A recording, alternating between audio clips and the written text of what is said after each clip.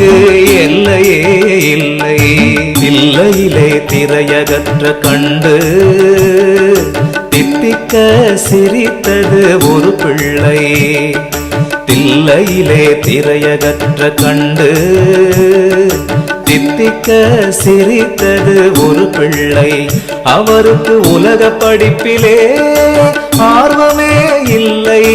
உலக படிப்பிலே ஆர்வமே இல்லை. கந்த கோட்டமும் திருவற்றியூரும் தஞ்சம் தமக்கென சென்றார். அவர் பருவத்தை மிஞ்சும் பாடலை தந்தார். பருவத்தை மிஞ்சும் பாடலை தந்தார். மருதூர் எனும் திருவூரிலே மனித உரு கொண்டு பிறந்தது ஜோதி.